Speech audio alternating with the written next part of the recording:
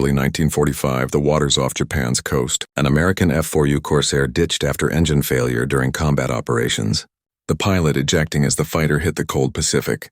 Within hours, Japanese patrol boats converged on the floating wreckage. What they recovered would become one of the most significant intelligence opportunities of the war's final months. For nearly 3 years, Japanese pilots had faced this American fighter in the skies over the Solomon Islands, Rabaul, the Philippines, and now the home islands. They had learned to respect its speed, its firepower, and its seemingly indestructible construction. But never before had they possessed an intact example to examine in detail, to measure, to test, and to understand how far behind they had fallen. The story of Japan's encounter with the F4U Corsair is not merely a tale of captured aircraft. It is the chronicle of a nation's technological awakening, the moment when Japan's aviation specialists confronted the full magnitude of American industrial and engineering superiority. Through examination of this fighter, they would discover truths about manufacturing precision, material science, and design philosophy that shattered assumptions about their own capabilities. The Corsair that Japanese salvage crews recovered represented the culmination of American fighter development. Designed in 1938 to meet the United States Navy's demanding specifications, the F4U had evolved from a radical concept into one of the war's most feared combat aircraft. Its distinctive inverted gull-wing, massive Pratt and Whitney R-28,000 double Wasp engine, and revolutionary performance characteristics made it instantly recognizable. More importantly, it had achieved something Japanese aviation struggled to match: a balance between speed, firepower, range, and structural strength. The genesis of the Corsair dated to 1938, when the Navy's Bureau of Aeronautics issued a request for a fighter capable of exceeding 400 mph in level flight. This specification alone was revolutionary. At the time, most fighter aircraft struggled to reach 350 mph. The Navy demanded not just speed, but a complete package: low stalling speed for carrier operations, a range of 1,000 mi, heavy armament, and the ability to carry bombs. Chancefort's response was audacious. Chief designer Rex Beazle and his team decided to build their aircraft around the largest, most powerful engine available, the Pratt & Whitney R-2800 double Wasp. This 18-cylinder two-row radial engine produced 2,000 horsepower, nearly double that of most contemporary fighters. To harness this power, they designed a massive 13 ft4 diameter propeller, the largest ever fitted to a fighter aircraft. The engineering challenge was immediate: how to provide ground clearance for such a large propeller while maintaining structural efficiency for carrier operations. The solution became the Corsair's most distinctive feature. Rather than using conventional straight wings, Beazle's team created an inverted gull-wing design. The wings angled downward from the fuselage before leveling out, creating a distinctive M shape when viewed from the front. This configuration allowed relatively short landing gear while providing propeller clearance. The anhedral angle where the wing met the fuselage also created optimal aerodynamic conditions, minimizing drag.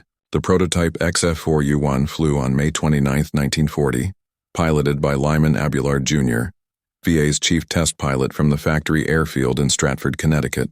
On October 1, 1940, during a test flight between Stratford and Hartford, the XF4U-1 achieved a ground speed of 405 meteors with tailwind assistance, making headlines as the first single-engine American fighter to reach this milestone. The aircraft's actual maximum level flight speed was 378 meteors at 23,500 ft. Still exceptional performance for 1940. Production F4U-1. Corsair began reaching operational units in late 1942. Marine Fighter Squadron 5MF-124 received the first combat-ready aircraft, deploying to Henderson Field, Guadalcanal on February 12, 1943. The Corsair's combat debut proved inauspicious.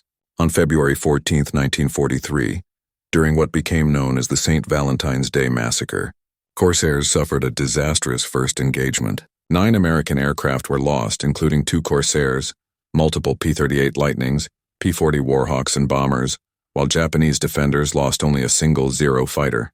The 9-1 loss ratio in Japan's favor was so severe that daylight bombing missions to Bougainville were suspended pending tactical reassessment. This engagement demonstrated that superior technology alone could not guarantee victory. Tactics, experience, and proper deployment mattered equally. American pilots adapted quickly. They learned that the Corsair's strengths lay not in dogfighting, but in what became known as boom and zoom tactics. The Corsair could not outturn a Zero in slow-speed maneuvering, but it could outdive, outclimb, and outrun any Japanese fighter. Proper tactics meant maintaining speed and altitude advantage, diving on enemy aircraft, firing and using superior speed to disengage before the enemy could respond. Second Lieutenant Kenneth A. Walsh of VMF 124 became the first Corsair ace on May 13, 1943, mastering these tactics and eventually achieving 21 victories. As the war progressed through 1943 and 1944, the Corsair's reputation grew. Marine squadrons in the Solomon Islands, flying from hastily constructed coral airstrips, exploited the aircraft's ruggedness to devastating effect. The Corsair proved capable of absorbing battle damage that would have destroyed lighter Japanese fighters. Its 650 caliber Browning machine guns, the 4 inboard guns carrying 400 rounds each, and the 2 outboard guns carrying 375 rounds each totaling 350 rounds, provided overwhelming firepower. Later variants like the F4U replaced the machine guns with 420mm cannons, though many pilots preferred the reliability and ammunition capacity of the 50 caliber weapons. The Corsair's versatility extended beyond air combat. By mid-1944, Corsairs regularly carried external ordnance, 1,000 lb bombs on center line and wing racks, 8.5 and high-velocity aircraft rockets or napalm canisters. This fighter-bomber capability made the Corsair invaluable for close air support during amphibious operations. During the Okinawa campaign in 1945, Corsairs flew thousands of ground attack sorties, earning the nickname Angels of Okinawa from grateful infantrymen. What Japanese pilots encountered in combat told only part of the Corsair's story. From the cockpit of a Zero or other Japanese fighter, a pilot saw an opponent that was faster, stronger, and more resilient. But understanding the engineering and manufacturing techniques behind these advantages required physical examination of the aircraft itself. Japan's capability for such technical analysis centered on 2 facilities: the Yokosuka Naval Air Technical Arsenal south of Tokyo, and the Army Aviation Technical Research Institute at Tachikawa. These organizations had been examining captured Allied aircraft throughout the war, recovering examples from battlefields across the Pacific. Their work had provided valuable intelligence about American capabilities, but most captures were damaged aircraft or incomplete wrecks salvaged from crash sites. An intact operational example of a frontline American fighter represented an extraordinary opportunity. The Japanese Navy's Yokosuka facility had been conducting technical research since April 1, 1932, when it was reorganized as the Kaigun Kokusho Naval Air Arsenal. By World War II, Yokosuka employed thousands of engineers, designers, and technicians. The arsenal designed numerous Japanese naval aircraft, though actual production was contracted to companies like Aichi, Nakajima, and Mitsubishi. Yokosuka's engineers were experienced professionals who understood aircraft design at the highest level. When a salvaged Corsair arrived at Yokosuka in early 1945, it represented one of the most modern American fighters yet recovered in relatively intact condition. The aircraft had suffered water damage during its forced landing, but the basic structure remained sound. Recovery teams had worked to prevent complete sinking, and the fighter was transported to Yokosuka's secure technical area for examination. Initial assessment focused on overall condition. Despite saltwater immersion, much of the Corsair remained intact. The massive Pratt and Whitney engine would require complete disassembly and cleaning, but the airframe structure showed no combat damage. This was crucial. Previous Allied aircraft captures often involved heavily damaged machines, making it difficult to distinguish design features from battle damage. Japanese specialists began with systematic photography and measurement. Every dimension was recorded: wingspan of 40 feet 11.7 in, length of 33 feet 4 in, height of 15 ft with wings extended or 16 ft 2.3 in when wings were folded for carrier storage. The inverted gull-wing configuration immediately drew attention. Japanese designers understood the aerodynamic and structural advantages of this design, but they also recognized its manufacturing complexity. Creating the compound curves and maintaining precise angles required sophisticated tooling and quality control beyond what most Japanese factories could achieve reliably at this stage of the war. The examination revealed something that particularly surprised the technical team. Despite the Corsair's advanced nature, portions of its outer wing surfaces were covered with fabric rather than metal. After of the main wing spar and armament bays, both upper and lower surfaces used fabric covering, as did the control surfaces, ailerons, elevators, and rudder. Japanese aviation specialists initially found this puzzling. By 1944 to 1945, most modern fighters used all-metal construction. Further analysis revealed a sophisticated reality. The fabric covering was a deliberate design choice from the aircraft's 1938 to 1940 development period. It reduced weight where structural loads were minimal, saving aluminum for critical load-bearing components. The fabric was specially treated material that, when properly applied, provided adequate strength and weatherproofing, while weighing significantly less than metal skinning. This represented mature understanding of resource allocation for optimal performance. Disassembly of the wing structure revealed construction methods that technical personnel found both impressive and troubling. The main wing spar, the critical structural element carrying flight loads, was a massive forging of exceptional quality. American metallurgy had produced aluminum alloy forgings with strength characteristics Japanese facilities struggled to match. The spar's dimensions and load-bearing capacity exceeded anything in comparable Japanese fighters. This single component illustrated a fundamental difference. American industry could produce large, complex forgings with consistent quality, while Japanese manufacturers increasingly relied on built-up structures assembled from smaller components. The wing's internal structure demonstrated similar sophistication. Ribs stamped from aluminum sheet showed remarkable precision and consistency. Each rib was virtually identical to the next, indicating manufacturing processes with tight quality control. Japanese aircraft production increasingly struggled with consistency as the war progressed, with individual aircraft showing variations in component quality. Attention turned to the Corsair's armament installation. 6 Browning A&M 250 caliber machine guns mounted in the wings represented formidable firepower. The installation was compact, reliable, and designed for easy maintenance. What struck Japanese examiners was not just the firepower, but the system's completeness. Ammunition boxes, feed systems, spent cartridge ejection, and charging mechanisms were all engineered to work seamlessly together. The guns themselves were specimens of precision manufacturing. American ordnance production had achieved reliability levels Japanese industry envied. The Browning M2 machine gun was a mature design perfected through decades of development and manufactured by the millions with extraordinary consistency. Japanese technicians examining these weapons recognized manufacturing techniques and quality standards their own factories could not consistently achieve. The discovery of 150 lb of armor plate protecting the cockpit and a 1.5 in thick bullet-resistant glass panel behind the windscreen reinforced impressions of American design philosophy. Japanese fighters had largely abandoned heavy armor protection in favor of lighter weight and better maneuverability. The Zero's early success seemed to validate this approach, but as American fighters grew more powerful and better armed, the lack of protection became fatal. The Corsair demonstrated that proper engineering could incorporate substantial protective armor without sacrificing performance. Made possible by the massive power of the R800 engine, that engine dominated the technical examination. The Pratt and Whitney R28000 double Wasp represented American aero engine development at its peak. 18 cylinders arranged in 2 rows of 9, displacing 2,800 cub-in and producing over 2,000 horsepower. This engine was a masterpiece of mechanical engineering. Japanese engineers had encountered this engine before in captured aircraft, but never had they possessed an example in relatively good condition for thorough analysis. The engine's construction revealed manufacturing capabilities that seemed almost incomprehensible.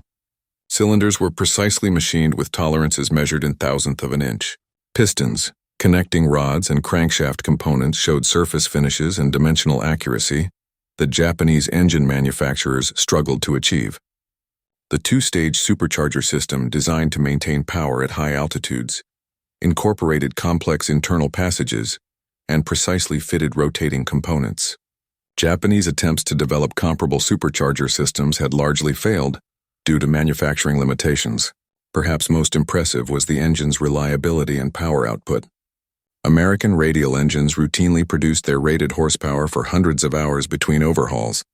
Japanese engines, even new examples, often failed to achieve their theoretical power ratings and required frequent maintenance. The R-280's consistent performance came from superior metallurgy, better lubricants, more precise manufacturing, and more sophisticated quality control. The propeller system proved equally revealing. The Hamilton standard hydroatic propeller with its 13 T4 in diameter and variable pitch capability represented advanced aerodynamic design and hydraulic control systems. Japanese engineers understood propeller theory, but lacked manufacturing facilities capable of producing large propellers with necessary precision. Examination of systems throughout the aircraft revealed consistent patterns. The landing gear mechanism was complex but precisely manufactured. The cockpit instrument panel presented comprehensive arrays of gauges and controls, exceeding anything in Japanese fighters. The fuel system incorporated self-sealing tanks using multiple rubber compound layers that swelled when punctured, preventing catastrophic fuel loss, technology Japanese aircraft largely lacked. The electrical system powered extensive equipment through high-quality wiring, with proper insulation and organization. Perhaps most revealing was the overall quality of materials and manufacturing. Every component from major structural elements to small fasteners showed consistent quality. Aluminum alloys had uniform properties. Steels were properly heat-treated. Surface finishes were smooth and professional. The aircraft felt substantial, well-made, built to last. This overall quality stood in sharp contrast to Japanese aircraft production in 1945. Wartime shortages had forced increasing use of substitute materials. Aluminum quality had deteriorated. Skilled workers had been conscripted. Factories operated under constant threat of American air raids. Quality control suffered as production schedules demanded quantity over quality. The examination of the captured Corsair occurred as Japan faced imminent defeat. American B-29 bombers were systematically destroying Japanese cities. The Navy had been shattered at Leyte Gulf. The Philippines had been liberated. Iwo had fallen and Okinawa was under assault. In this desperate context, the Corsair examination took on somber significance. It was not intelligence gathering for future victories, but a final reckoning with technological reality. Japanese engineers at Yokosuka and Tadakiawa wrote technical reports documenting their findings. These reports detailed measurements, described manufacturing techniques, and offered assessments of American capabilities. The tone was professional but could not hide underlying implications. In nearly every category examined, American technology exceeded Japanese capabilities. The gap was not small or easily closed. It represented years of industrial development, massive investments in research and tooling, sophisticated supply chains, and resources Japan simply did not possess. By war's end in August 1945, at least 2 Corsairs had been captured by Japanese forces. Evidence suggests technical personnel repaired at least 1 aircraft toward flying condition, as photographs show captured Corsairs with patched wings and fuselages. Whether actual flight testing occurred remains uncertain, but repair attempts indicate serious efforts to make aircraft operational for evaluation. When American occupation forces arrived at Yokosuka Naval Air Technical Arsenal in September 1945, they found extensive evidence of Japanese technical intelligence efforts. Captured Allied aircraft were scattered around the facility. Technical reports, drawings, and photographs documented Japanese attempts to understand Allied technology. American intelligence officers collected these materials, recognizing their value for understanding what Japan had learned. The story of Japanese examination of the F4U Corsair represents more than technical intelligence. It symbolizes the vast gulf separating American and Japanese aviation by war's end. When the Corsair first entered combat in early 1943, Japanese pilots in Zero fighters could still compete effectively through superior tactics and pilot skill. By 1945, even experienced Japanese pilots in more modern aircraft stood little chance against well-flown Corsa. The aircraft's technological advantages, combined with overwhelming American numerical superiority and better pilot training, created impossible odds. The Corsair achieved an official kill ratio of 11-1 against Japanese aircraft. American pilots flying Corsairs shot down 2,140 Japanese aircraft while losing only 189 Corsairs to enemy action during World War II. These numbers reflected not just the Corsair's technological superiority, but the entire American war machine's advantages: better training, superior logistics, overwhelming production capacity, and advanced technology at every level. Japanese engineers examining the captured Corsair understood all of this. They could measure the performance gap, analyze the manufacturing differences, and calculate the resource disparities. Their reports documenting these findings stand as acknowledgments of Japan's failed attempt to match American industrial might. The Corsair itself went on to long service beyond World War II. It fought in the Korean War from 1950 to 1953, where it proved effective in ground attack and close air support roles, even as jet fighters took over air superiority missions. Foreign air forces, including France, flew Corsa in colonial conflicts through the 1960s. The last combat missions by Corsair occurred in July 1969, during the brief soccer war between Honduras and El Salvador.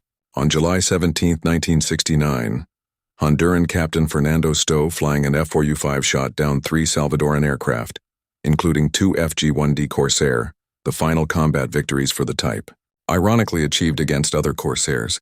From its first flight in 1940 to its final combat missions nearly 30 years later, the Corsair proved one of aviation history's most successful and long-lived fighter designs. For Japan, the encounter with the Corsair was part of a larger reckoning with technological reality during the American occupation. Japanese engineers and scientists who had struggled against material shortages and industrial limitations during the war now worked with American occupation authorities to rebuild Japanese industry. Lessons learned from examining American technology, including the Corsair, influenced post-war Japanese manufacturing philosophy. The emphasis on quality, precision manufacturing, and continuous improvement that characterizes modern Japanese industry has roots in the hard lessons learned when Japanese engineers examined what American industry could produce. The Corsair, recovered in early 1945, represented more than a downed fighter. It was evidence of engineering excellence and manufacturing sophistication that Japanese aviation had been seeking throughout the war. The lessons it taught came too late to change the war's outcome, but they helped shape the peace that followed. In examining this American fighter, Japanese engineers confronted the full magnitude of the challenge Japan had faced. They had fought with courage and skill, but courage and skill could not overcome the massive technological and industrial advantages their opponent possessed. The story ends not with triumph, but with acknowledgement. Japanese technical reports on the Corsair, discovered by American occupation forces and now resting in archives, serve as silent witnesses to a moment when one nation's engineers confronted another nation's capabilities. The Corsair they examined has long since vanished, likely scrapped during the chaotic post-war period. But its legacy remains in the lessons it taught about what technology properly applied with adequate resources and sophisticated manufacturing could achieve. Japanese aviation would rise again in the post-war era, but never again would Japanese engineers underestimate what their American counterparts could accomplish when given the industrial capacity, scientific knowledge, and resources to fully realize their designs. The examination of the F4U Corsair by Japanese technical personnel in 1945 stands as a watershed moment, the point when Japan's aviation establishment fully grasped the technological chasm that had opened during the war years. It was a lesson written not in propaganda or combat reports, but in aluminum alloys, precision forgings, and manufacturing tolerances that spoke louder than any words could about the true nature of American industrial power.